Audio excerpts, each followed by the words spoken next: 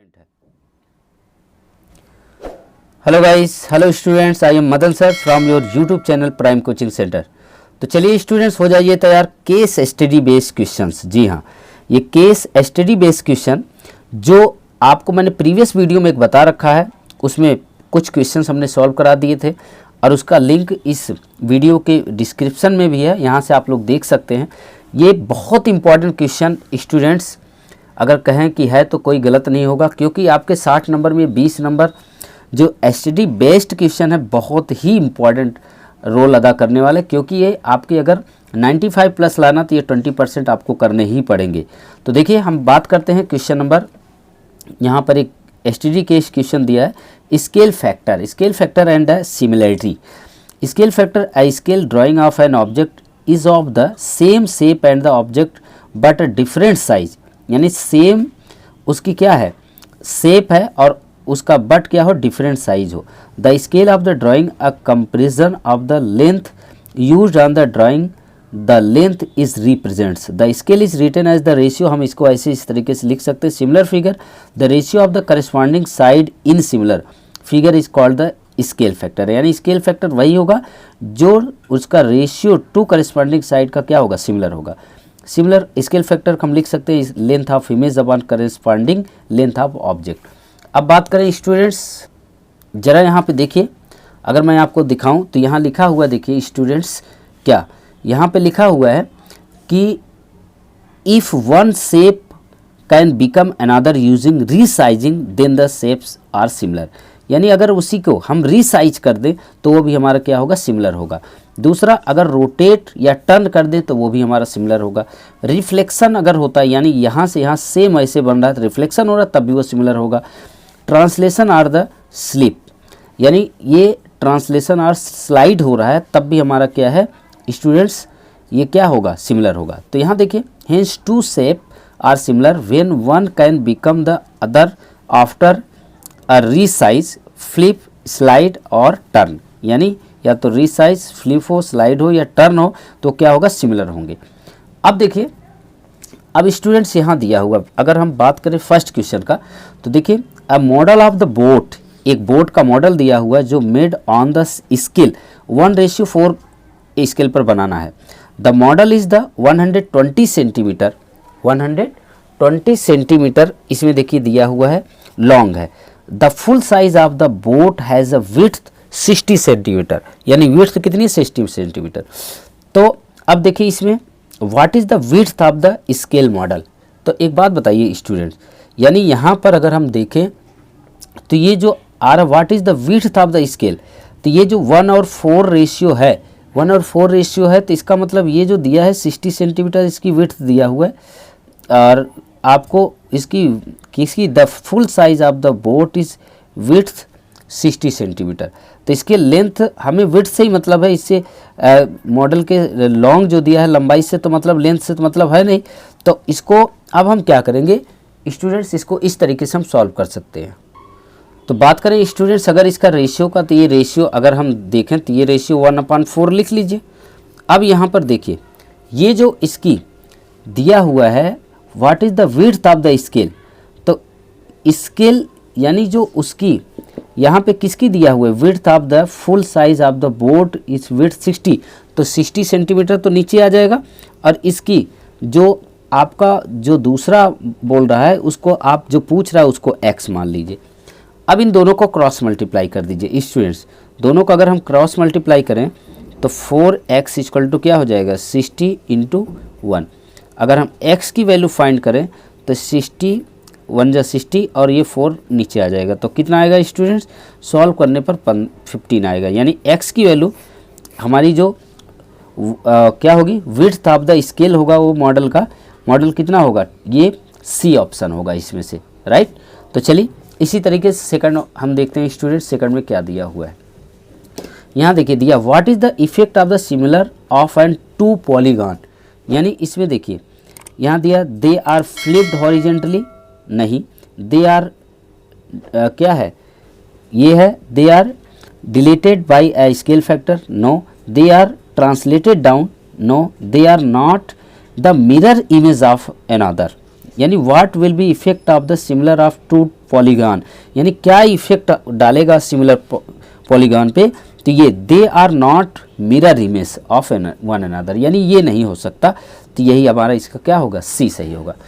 तो चलिए स्टूडेंट्स अब हम देखते हैं इस वाले में थर्ड में स्टूडेंट्स देखिए यहाँ ध्यान से देखिए, two similar triangle have scale factor of a ratio b which segment recording to the triangles is true, क्या ट्रू होगा, यानी ये क्या है, दो ट्राइंगल हैव स्केल फैक्टर, जब ए रेशियो बी होगा तो किस स्टेटमेंट से हम कह सकते हैं कि ये ट्रू होगा। The ratio of the perimeter 3 a ratio b, नहीं बिल्कुल गलत। Their altitude have a ratio a and b, ये बिल्कुल सही है क्योंकि इसका एल्टीट्यूड का रेशियो ये क्या होगा, ये सेम होगा ए रेशियो बी, और ये बिल्कुल गलत है। देयर एंगल्स बाइसेक्ट, ये भी बिल्कुल गलत है, यानी आपका आंसर बी वाला सही है। स्टूडेंट चलिए अब हम लोग नेक्स्ट क्वेश्चन को कर लेते हैं। यहाँ पे देखिए स्टूडेंट्स क्वेश्चन नंबर इसके फोर्थ पार्ट में क्या दिया हुआ, फोर्थ पार्ट में दिया the shadow of the stick 5 meter long it is 2 meter, यानी शैडो ऑफ द स्टिक कोई 5 मीटर की है, लॉन्ग इज उसकी 2 मीटर है shadow. At the same time the shadow of tree 12.5 meter high is, यानी उस शैडो सेम टाइम में, at the same time में शैडो ऑफ यानी ट्री इतना मीटर है, उसकी शैडो कितनी होगी ये आपको फाइंड आउट करना है। तो देखिए स्टूडेंट्स इसकी बात करें अगर हम, तो यहाँ देखिए अगर आपको दिख रहा है तो मैं जल्दी से एक फिगर बना देता हूँ, यहाँ देखिए और एक इस तरीके से बना दे रहा हूँ। देखिए ये मान लीजिए यहाँ पर एक ये बना दिया, ये छोटा ये बड़ा है। अब स्टूडेंट्स यहाँ देखिए जो दिया हुआ है, यहाँ पर पहले इसका 5 मीटर है, 5 मीटर है स्टिक, और इसकी शैडो कितना है 2 मीटर, बिल्कुल। अब स्टूडेंट्स बात करें यहाँ पर जो दूसरा है इसकी जो लेंथ है वो क्या है 12.5 मीटर, 12.5 मीटर। तो इसकी शैडो यानी शैडो की इसकी डिस्टेंस मान लो x है, इसकी बताना है। तो अब देखिए तो हम अगर ये स्टूडेंट ध्यान रखिएगा, आपको ये अगर यहाँ पर ये कोई एंगल है तो ये 90 डिग्री का एंगल बनाएगा, तो ये भी 90 डिग्री का एंगल बनाएगा स्टूडेंट्स। तो ये 90 डिग्री है। तो अब बात करें यहाँ पर जो शैडो अगर यहाँ बन रही है तो इसका मतलब ये 90 डिग्री, ये 90 डिग्री, अब प्लस स्टूडेंट्स इन दोनों ट्राइंगल को ये कह रहा है क्या कि ये जो आपस में यहाँ से जो है ये दोनों सिमिलर हैं, सिमिलर फैक्टर को फॉलो करते हैं। तो ये सिमिलर हैं तो इसका मतलब ये है सिमिलर दोनों अगर ट्राइंगल हो गए तो हम क्या लिख सकते हैं, यानी इसका जो हम लिख सकते हैं सबसे पहले इसकी लेंथ जो हाइट है इसकी हाइट हम लिख सकते हैं क्या 12.5 अपान इसकी हाइट क्या है 5। अब स्टूडेंट्स इसमें बात करें कि इसकी हमने क्या मान लिया, जो शैडो की लेंथ क्या है x, तो इसकी लेंथ कितनी है 2। अब क्रॉस मल्टीप्लाई कर देते हैं, यानी ये हो जाएगा 5x इक्वल टू 2 इंटू 12.5। अब बात करें अगर इसको मल्टीप्लाई करते हैं तो कितना हो जाएगा 25। तो x इक्वल टू अगर स्टूडेंट्स इसको फाइंड करें तो क्या हो जाएगा 25 अपॉन 5। इसको after solving we can getting to the 5 यानी 5 मीटर। तो इसमें से ऑप्शन स्टूडेंट्स क्या होगा, ये डी वाला सही होगा, ये डी इसका आंसर होगा राइट। तो चलिए नेक्स्ट एक और क्वेश्चन कर लेते हैं स्टूडेंट्स हम लोग। यहाँ पे देखिए ध्यान से देखिए एक question, below you see a students mathematical model, एक स्टूडेंट से मैथमेटिकल मॉडल्स बनाया हुआ है of a farm house roof with measurements the attic floor ABCD in the model is square, यानी इसका क्या है मॉडल ABCD स्क्वायर का है। The beams the support roof are the edges of the rectangular prism, और ये क्या है रेक्टेंगुलर प्रिज्म में बनाए गए हुए हैं जिसका EFGHIJKLMN सब कुछ दिया हुआ है। E is the mid point of the AD, यानी E मिड पॉइंट AD का, F इज मिड पॉइंट क्या है BT का है, ये B और T का है। Is the middle point CT, H the middle point DE। All the edges of the pyramid in the model have length 12 meter, ये ए बी क्या है 12 मीटर है। तो student what is the length of E F, length of E F यानी E F का पूछ रहा है, where E F the one of the horizontal edges of the block. अब देखिए स्टूडेंट्स सिंपल, तो देखिए इसका फिफ्थ का जो पूछा जा रहा है यानी E F equal to what, इसकी लेंथ पूछे जा रही है। सिंपल स्टूडेंट्स, अगर ये देखिए ये इसके पैरेलल, सबसे पहले ये देख लें, यहाँ लिखना पड़ेगा therefore E is mid point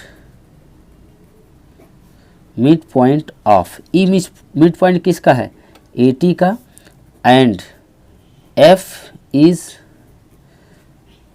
mid point of T B का, यानी टी ए का और टी बी का ये मिड पॉइंट है।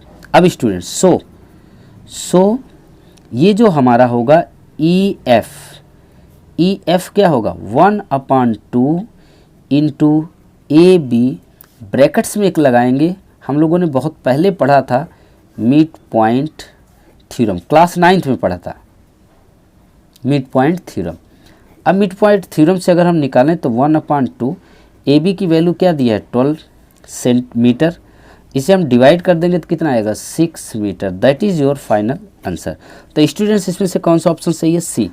तो चलिए स्टूडेंट्स ये वीडियो कैसा लगा ज़रूर बताइएगा कमेंट्स करके, और अभी तक आप लोग चैनल पर नए हैं तो प्लीज़ सब्सक्राइब कर लीजिए, वीडियो को लाइक और शेयर कर दीजिए जल्दी से। और आपके लिए ऐसे ही बहुत सारे केस स्टडी क्वेश्चन के जो 20 नंबर इंपॉर्टेंट है वो मैं करा के आपको भेजता रहूँगा। तो चलिए thank you so much for watching this video, मिलते हैं नेक्स्ट वीडियो में, तब तक के लिए अपना बहुत ख्याल रखिएगा। जय हिंद जय भारत।